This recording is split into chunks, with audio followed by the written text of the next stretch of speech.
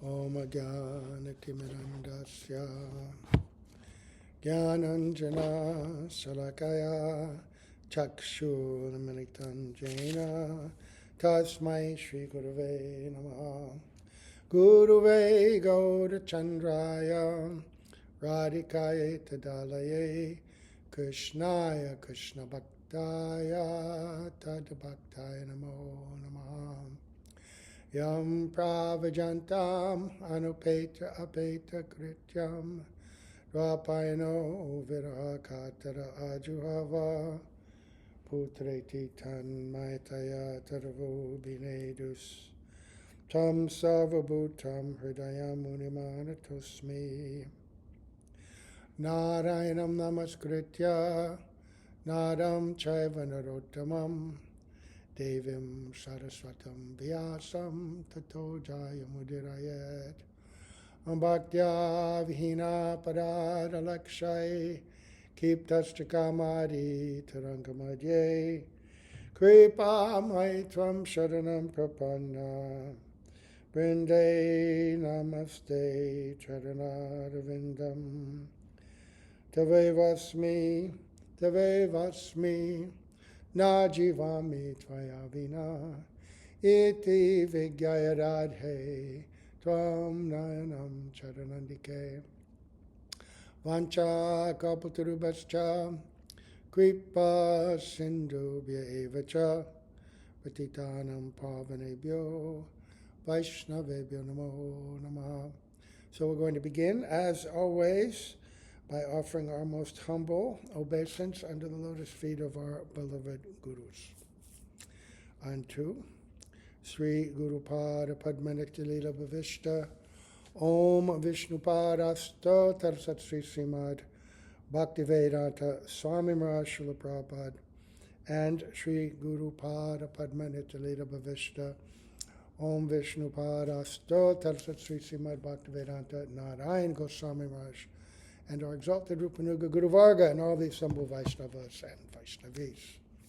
Okay, so we've been reading for a long time from the Sri Chaitanya Siksamrta, beautiful edition, translated by our godbrother, sannyasi godbrother and friend, B.V. Damodar Maharaj, and overseen by the devotees of Krishna Balaram Mandir, Sri Pad Madhusudan Maharaj, Bhaktivedanta Madhusudan Maharaj. Lovely, lovely edition. And we were reading about the Asta-kaliya Lila, a summary by Bhaktivinoda Thakura. This book actually goes through the entire progression of bhakti. We started out with Varnashram Dharma, its relationship and connection with Vaidhi Bhakti, and then the evolution into Raganuga and its different aspects, deliberations on Prema Bhakti, which ultimately comes to that mature devotees meditating on the Asta-kaliya Lila in deep internal meditation. Right? This is a very advanced stage in Bhav.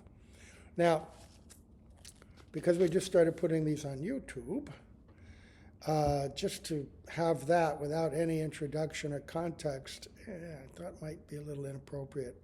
And we're almost finished with it anyway.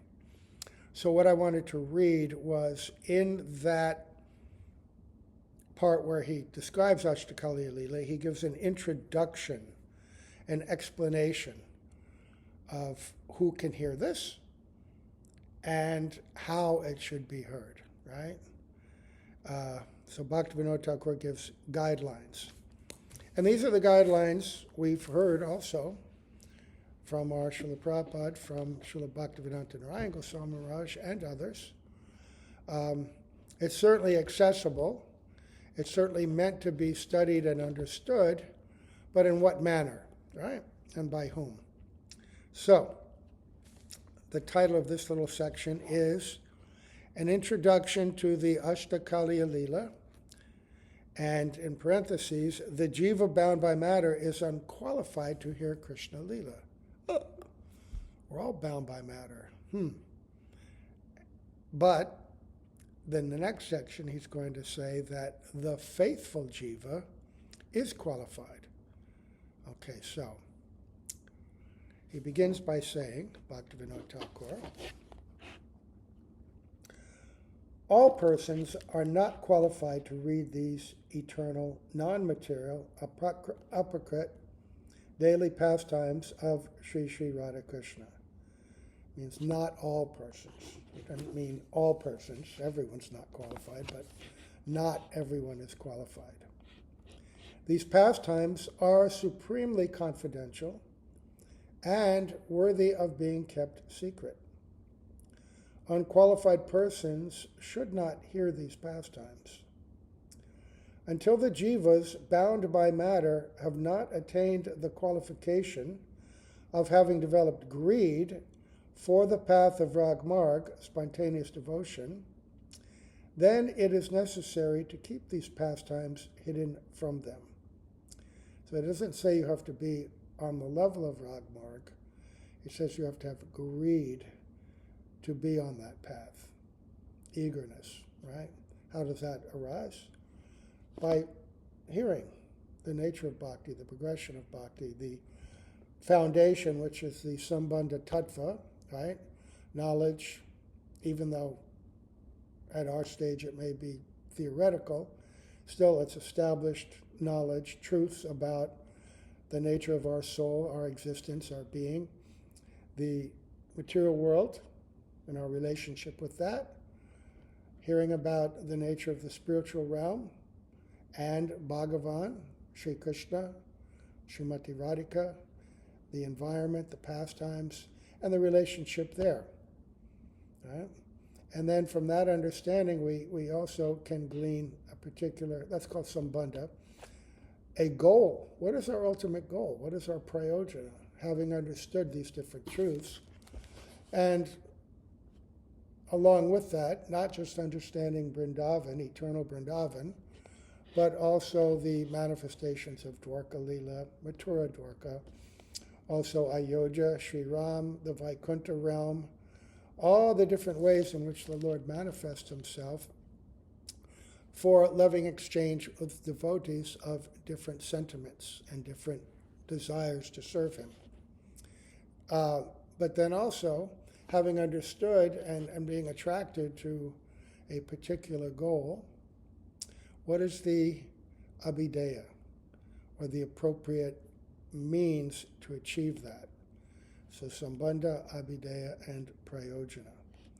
So we may be at the level of Vaidhi Bhakti, but we're also hearing about Ragmarg and how devotional activities are performed and experienced on that level.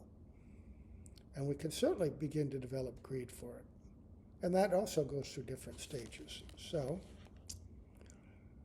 until jivas bound by matter have not attained the qualification of having developed greed for the path of Ragmarg, then it is necessary to keep these pastimes hidden from them. If the apocryphal spiritual nature of Bhagavan's names, forms, and pastimes have not awakened within the hearts of the sadhaks, then they do not possess the qualification to hear these pastimes. An unqualified person who describes these pastimes will only remember the illusory meeting of the mundane men and women, and they will achieve a wretched destination. Right.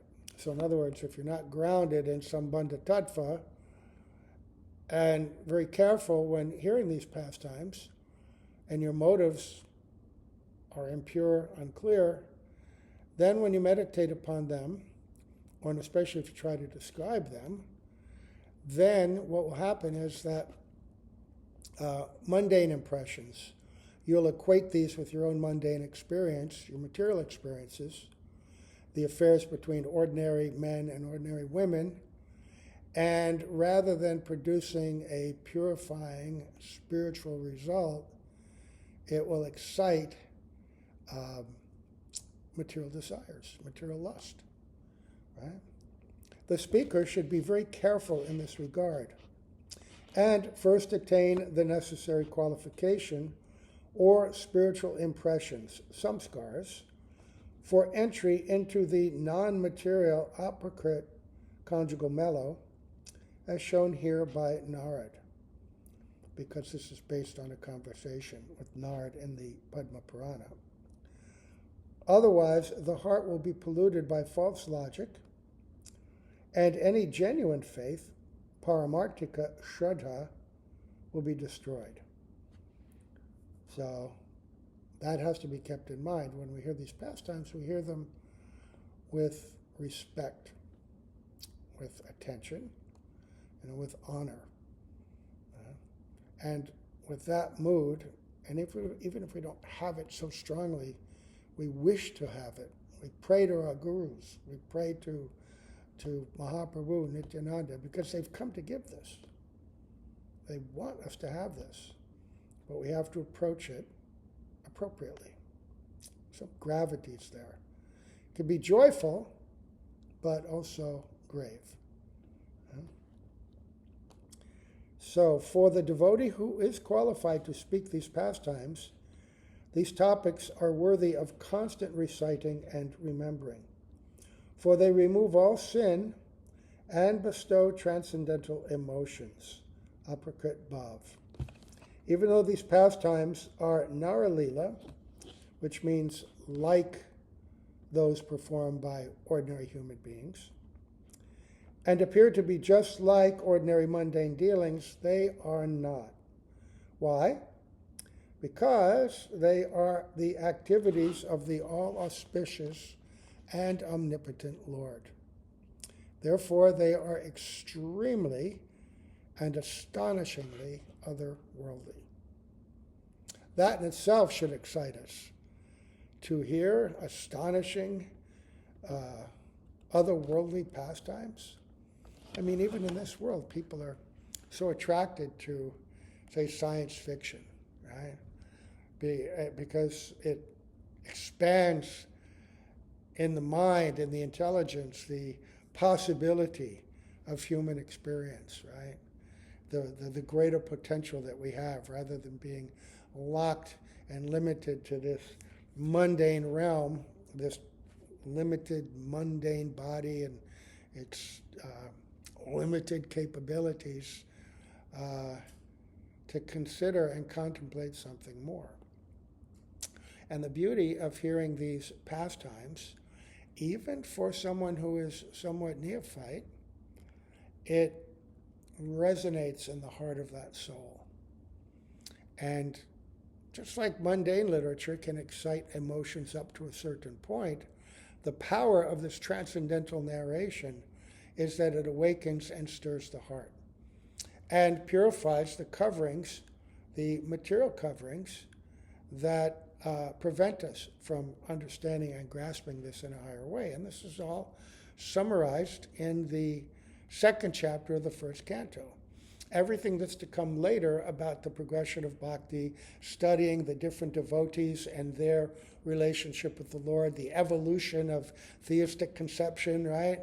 Coming higher and higher and understanding the Lord as he reveals himself in greater and greater ways, right? To devotees of deeper and deeper devotion. Right? This is quite exciting. So then he describes who is qualified. Whatever the Goswamis have succinctly written, describing the essence of these Leelas, is worthy of continuous remembrance for those who are qualified. By taking support of these pastimes, the Goswamis composed many Rasic literatures, Rasa Granthas, such as Sri Govinda Lilamrita.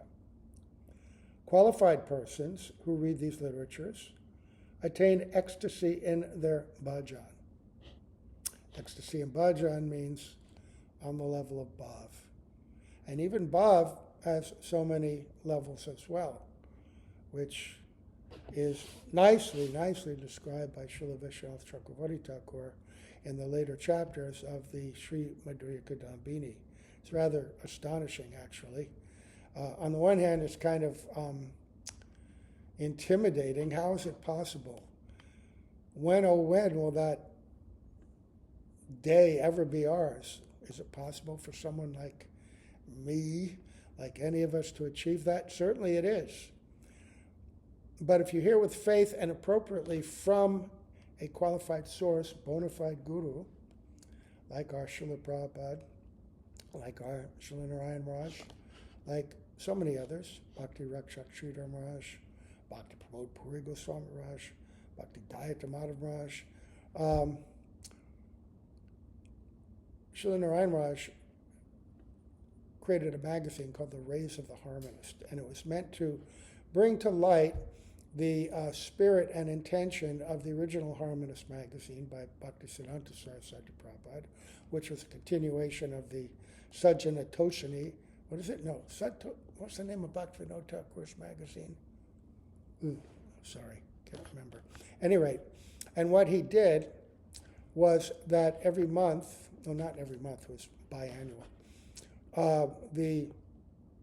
they would extract articles from the writings of the disciples of Srila Bhaktisiddhanta Saraswati Prabhupada, some of these very learned, exalted disciples, as well, including our Srila Prabhupada. Every magazine had an article by him, and Bhaktisiddhanta Saraswati Prabhupada himself, and Bhaktivinoda Thakura, and very illuminating, very, very powerful, these kinds of persons, and their descriptions of the path of bhakti, their guidance, their protection. See, so when we study the process of bhakti, then we learn how to avoid the pitfalls. But it's always under guidance. Anugatya, that's the principle here. That whatever the Goswamis have succinctly written, describing the essence of these Leelas, is worthy of continuous remembrance for those who are qualified. Right? And by taking support of these pastimes, the Goswamis composed many Rasic literatures, such as Sri Govinda Lilamrita. Qualified persons who read these literatures attain ecstasy in their bhajan. In the seventh rainfall, which is the next chapter, there is a discussion on the transcendental conjugal mellow, Shringar Ras. The Raganuga Sadhak, understanding the topmost nature of these pastimes, daily meditates upon them, and consequently realizes his eternal service to the Lord. This constitutes his daily worship. It is of great necessity that we deeply deliberate upon the verse from the Ras Panchajaya of the Srimad Bhagavatam, given below. This is from the 33rd chapter of the 10th canto. It describes the Rasa Lila, right? And at the very end of that chapter, the last verse, the last thing, Shukadeva Goswami describes, Vikrididam Vrajavadubir idam cha Vishno Shradanvito Anushunuyad Attavana Yajja Bhaktim Param Bhagavati Pratilabjakamam Hridrogamash Vapihanot Yacharena Dira.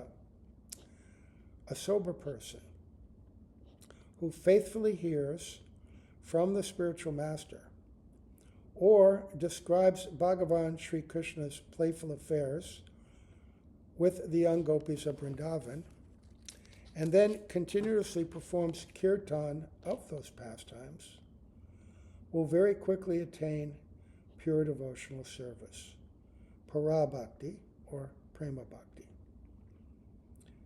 for his lotus feet. Upon attaining prema-bhakti, he will be able to very quickly abandon the disease of the heart in the form of mundane lust. The use of the word shraddha here indicates faith in the transcendental nature of these topics. All right. So that is a very essential verse for understanding the process of bhakti if we are actually aspiring for Braj Prem. And and how it's performed, even how the hearing of these Leelas is done, and who's eligible. So I'm going to go to the BBT translation, and it's very similar. Anyone who faithfully hears or describes the Lord's playful affairs with the young gopis of Vrindavan will attain the Lord's pure devotional service. Thus, he will quickly become sober and conquer lust, the disease of the heart. Right. So, it's translated, quickly attain the Lord's pure devotional service. In this context, a lot of times when we hear the word devotional service, we just take it in a very broad and general way. But pure devotional service, as Srila Prabhupada mentioned so many times in his purports, is completely free of any tinge, any inebriety, any connection with or attachment and ignorance and misconception about our identity and this material world. It's complete devotion to Sri Krishna, right? Anyabhilashita shunyam jnana karmadyanavritam anukulyena krishnanushilanam bhaktiruttama. The description of Sri Rupa Goswami, right? Anyabhilashita shunya, completely free of any separate interest, right? Jnana, karma, anadi, and completely free from any reward-seeking activity, free from the coverings of impersonalism and attachment to worldly knowledge, and everything else, anadi, right? Mystic powers, yoga, astrology, whatever it is, right? Anukulyena krishnanushilanam, right? The idea that with a loving heart, performing activities in an unbroken way, like with no cessation, no gap, like beautiful oil or honey falling from a jar in an unbroken stream, right? And done for the benefit of Krishna, for his welfare. So that differs according to the devotee's perspective, but Mother Jashoda, for instance, she may from time to time have to punish her baby boy for his welfare. It doesn't necessarily make him happy, but her love is so powerful that she may bind him to a mortar, threaten to punish him, threaten to spank him. And he becomes so fearful, and he doesn't want to be bound to a mortar. He doesn't want to be chastised. He doesn't want to be restricted. And ordinarily, who can oppose the will of the Supreme Lord? Nobody. The giant witch Putana, as strong as Kamsa, right? As strong as 10,000 elephants. When Krishna clutched onto her breast to suck out her life because she was trying to poison him with her poison-covered nipple. With all her strength, she tried to remove that newborn child, just a few days old, from her breast. She couldn't do it. But Mother Jashoda, when she had to run to catch the milk from boiling over, the milk that she was preparing for the service and nourishment and happiness of her son, he didn't want to be removed from her breast. He was hungry. He wanted to taste her love. But she easily put him down, even though with all his strength, he grabbed onto her. He's even older now, right? Maybe 3 years old, and even stronger than when he was a little baby. And what Putana could not do, Mother Jashoda very easily, whoop, just put her son down. Now you wait here, and I'm going to save the milk. And he became really angry. And he wanted to somehow or other show his displeasure. And in spite, he broke that yogurt pot that she was churning. And then, at first mesmerized by the beauty of all the yogurt flowing out all over the floor, then he realized, oh, I might get in trouble. So out the door he ran. And you know the pastime. She discovered what had been done. After some effort, she captured him.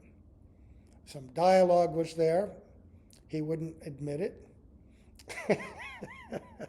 argued with her. And so she said, oh, this boy, he might become a rogue. I have to somehow or other chastise him. And also because when she called him a thief and a liar, she said, oh, there's no such thing in my dynasty. In other words, coming from my father, but you have a relative named Chora, which also means thief. So you're the only thief in our household. And that made her angry, and so she tied him up. And he couldn't get out because her love was so strong. So the idea, some people say that bhakti means activities that give pleasure to the Lord, which is not wrong, but it can also be misapplied, right? Because that's an overextension of the definition. Because when he was fighting in the arena with Chanur and Mushtika, he and Baladev were enjoying the activity. He likes to fight demons, right? But could their activity be called bhakti? They were giving pleasure to Krishna, but what was their intent? What was their purpose? What was their mood? They wanted to kill him. So there's avyapti and ativyapti.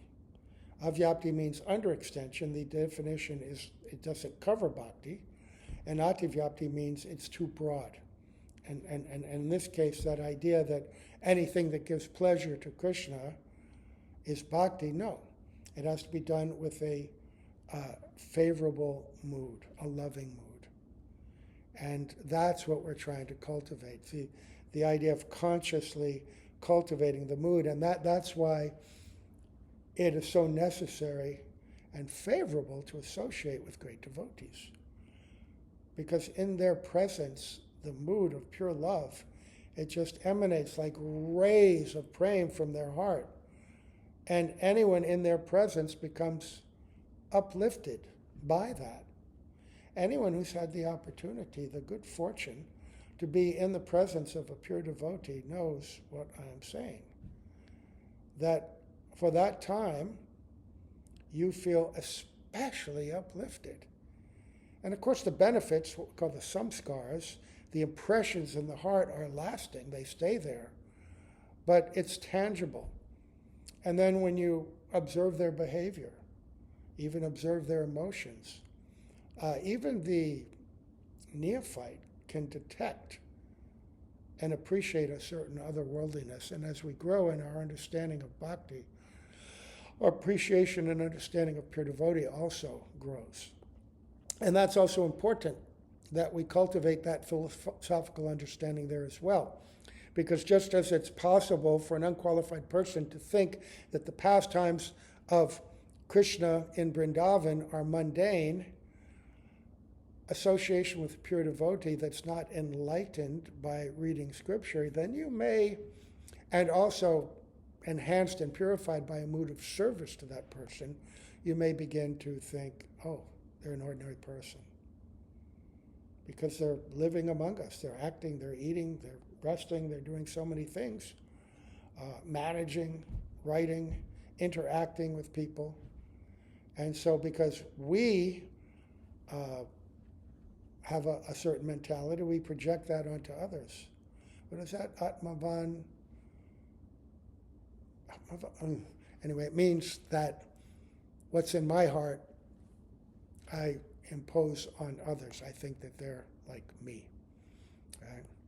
So in this verse, this Vikrididam Vrajavadubiritam Chavishno, the second line, Shraddha Anvita, means faithfully.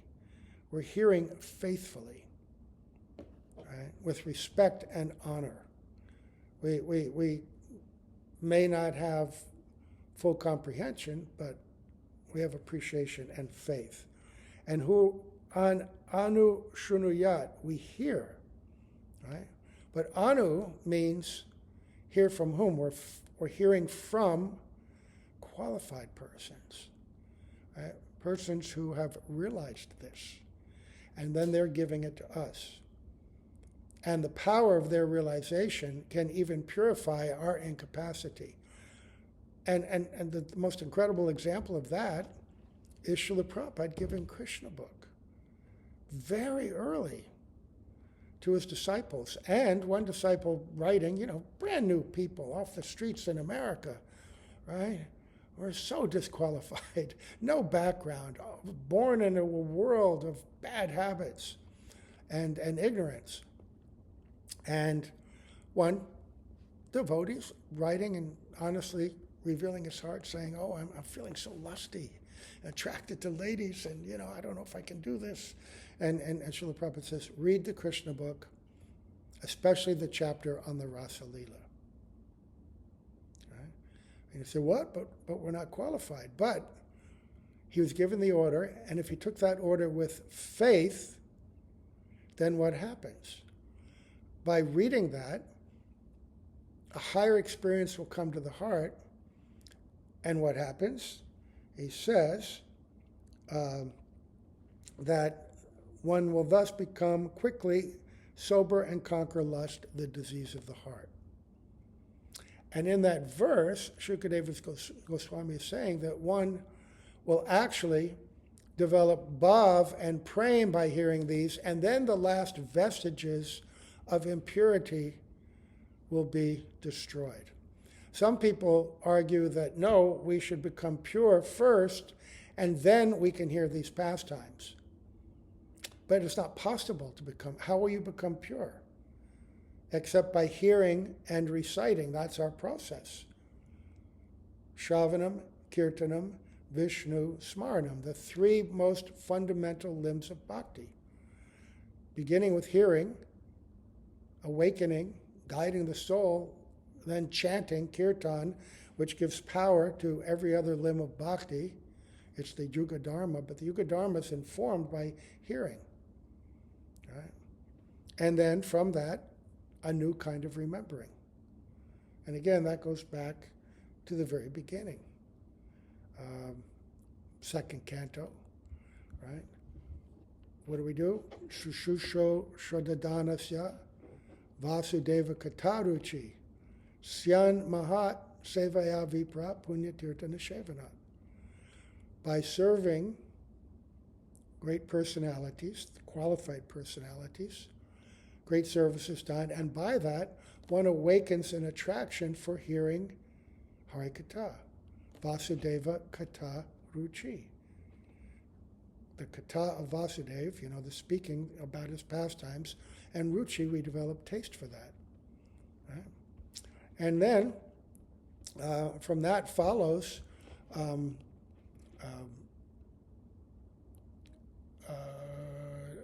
Nasta Prayesvabhadreshu Nityam Bhagavata Sevaya Bhagavata Uttama Shloke Bhaktir Bhavati Naishtaki. Right? Which is, I think, did I recite that earlier in this class? Can't remember. Anyway, there's a whole sequence of verses in this chapter, but they basically explain how everything we're doing is meant to be in the service of the Lord, and that, let's see, let me get this.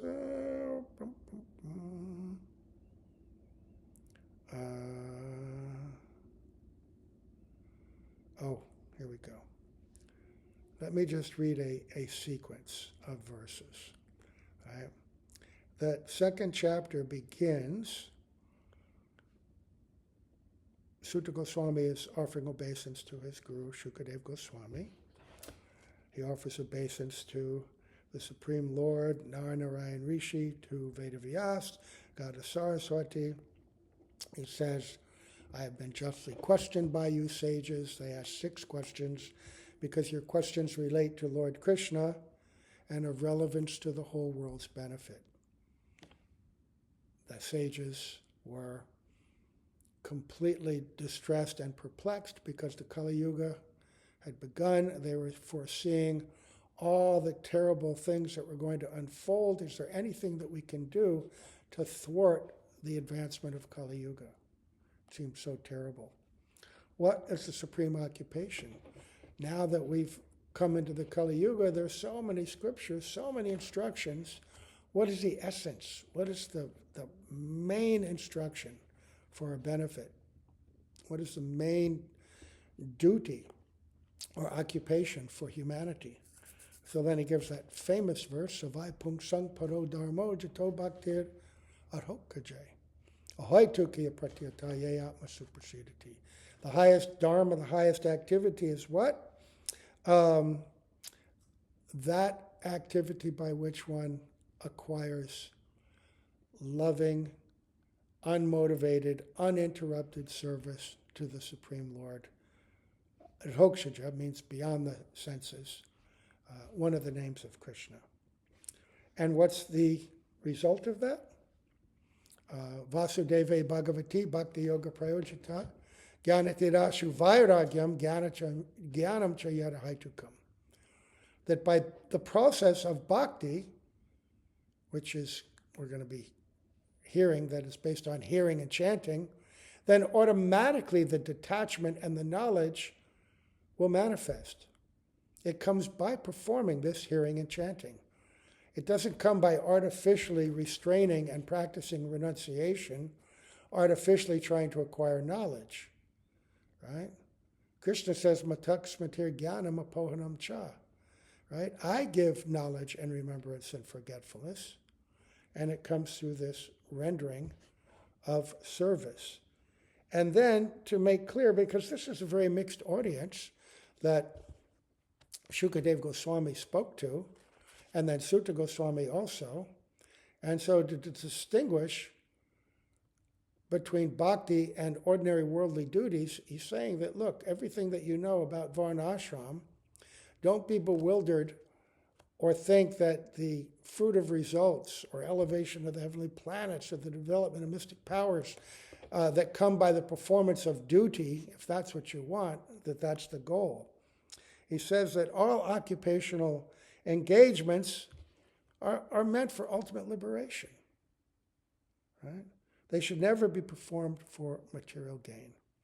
Furthermore, according to sages, one who's engaged in the ultimate occupational service, bhakti, right, should never use material gain to cultivate sense gratification. Because in this world, even in the performance of devotional activities, things come to us. In fact, one of the stages of the beginning, even the beginning of bhakti, Anushtita bhakti, is Taranga Rangini, that when you're beginning to develop nicely in bhakti, you come to a certain level and people begin to appreciate you. And they offer you gifts, money, praise, facilities, right? And you can get caught up in that, thinking, oh, this is very good, this process. Look what I'm getting. Right? But that's not the goal. That's not what we want.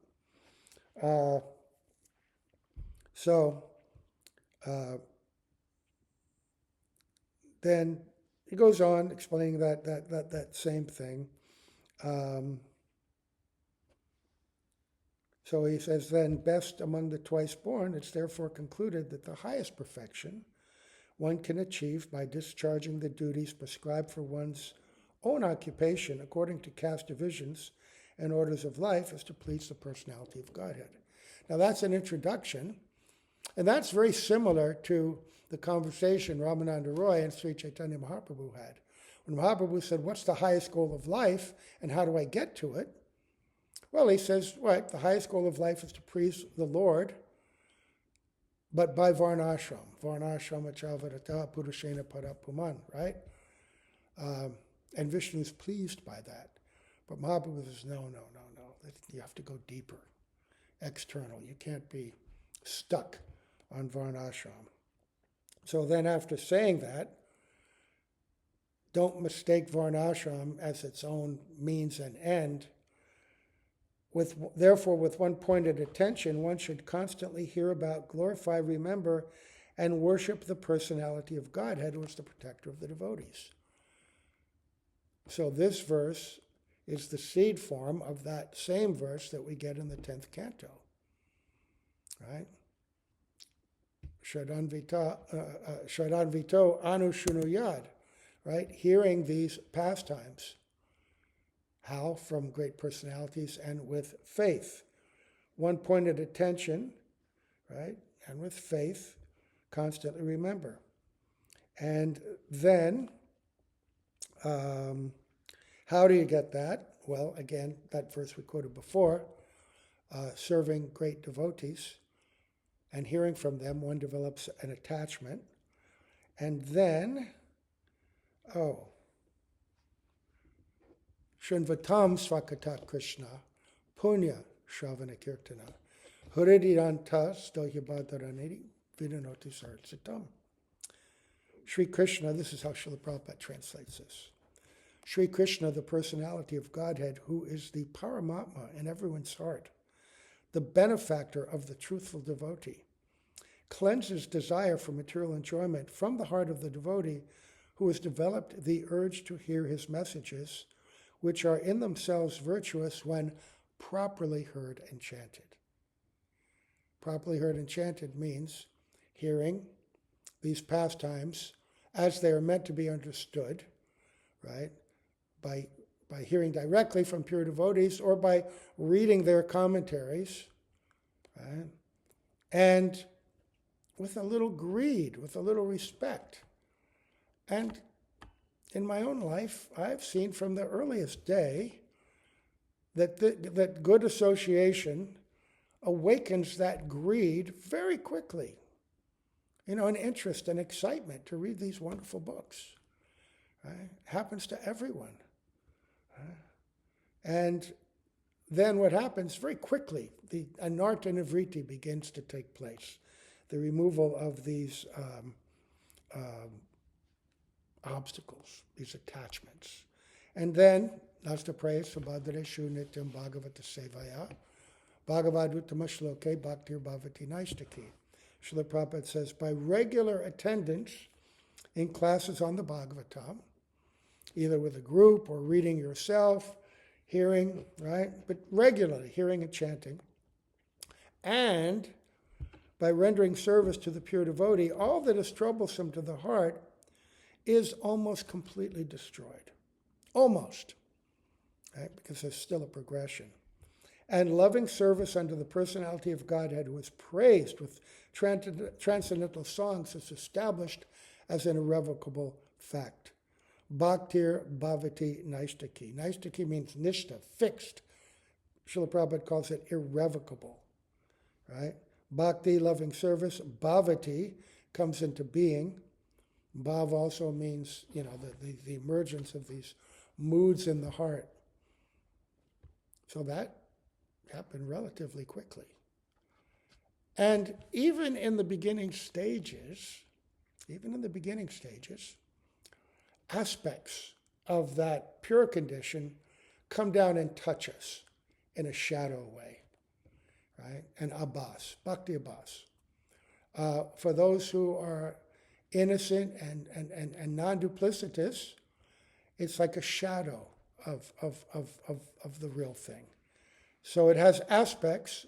It brings joy, it brings happiness, brings conviction, brings different degrees of realization, right? Commitment, conviction, right? And it's a reality in it, and it spurs us on. So that is faith, and that can happen very, very quickly. And so then, who's to read what? Well, Srila Prabhupada gave everything, but in a very chaste and explanatory fashion. His Krishna book is an incredible, incredible work because he gave that for the world. And so following the narration of the verses given by Shukadeva Goswami describing this incredible Lila, he also gives his commentary and and weaves in the explanations of previous acharyas, like Vishwanath Chakravarti Thakur, right? Jiva Goswami, right? Sanatana Goswami wrote on the 10th canto. So many others. So that step by step, we're hearing the pastime, but we're also getting it in proper context. So that brings us back to what we've been hearing here about this Asta-kaliya Lila, right? It's very high. It's beyond our ability to really comprehend because we only have mundane experience. And yet, if we hear it with faith and in the proper way, as it's described by qualified devotees, and then if we're talking about it, stick to what we've heard, what they explain, and not generate our own imaginative ideas, then that's appropriate, and that will help us. And we're not stepping over our qualification. Or as Srila Narayan Maharaj would say, you want to climb to the top of the tree and pick that sweetest fruit, we've got to go branch by branch, but don't try to go to a branch too high, because then you'll be stuck up there and then you'll lose your grip and fall. So, I'm going to read these last two short descriptions. The last things we read were the evening pastimes and the night pastimes. Very short descriptions from Dhyana Chandra. So, this is after Krishna's returned home, he's bathed, eaten, they have an assembly in the assembly hall of Nanda Maharaj, all kinds of entertainers and singers and dancers are there. Wonderful, wonderful experiences are going on. Everybody's entertained, everybody's happy. So, Sri Radha then sends one Saki to the palace of Sri Nanda Maharaj to inform Krishna where the secret meeting place shall be. Because she's cooked, now she's returned home, she's going to prepare for rest and then sneak out herself. And Krishna's still in the assembly and somebody's giving him this message.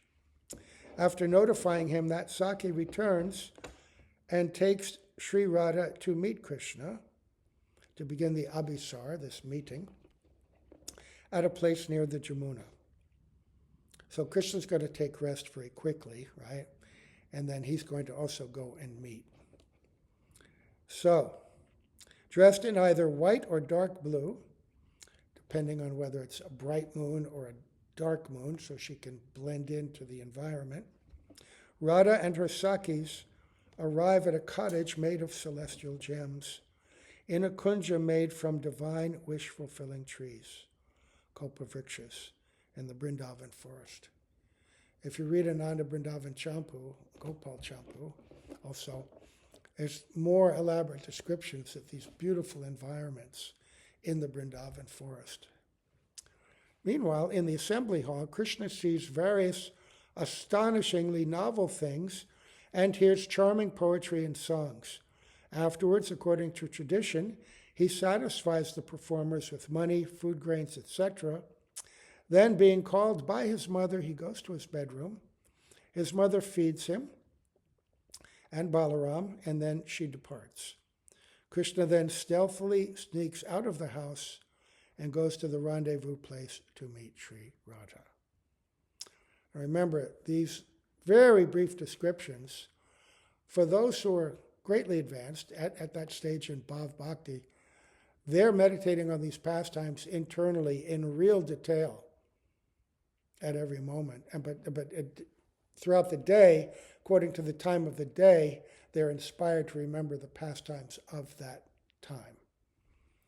Right? And then the night pastimes. After being united, Radha and Krishna sport throughout the forest in various pastimes, full of laughing, dancing, and singing. In this way, 1.5 or 2 yamas of the night elapse, 4.5 to 6 hours.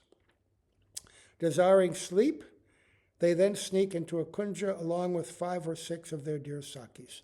That would be the manjaris at that point. There, being served by their beloved Sakis, Radha and Krishna fall asleep on a beautiful pastime bed made of kusum flowers.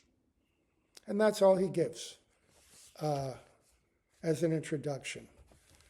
And for those who are aspiring for more, then step by step, under the guidance of their guru, they may begin to learn about these. But the best place to read that for most of us, you can read Krishna book. Perfect. And then Gopal Champu is also very chaste, right? Ananda Vrindavan Champu also very chaste. No possibility of developing ideas that these are like our own pastimes. Very wonderful descriptions. Okay, so we're going to stop here and talk to our people. So I'll cut this off now, the recording. Gaur Premanande. Haribol, Haribol.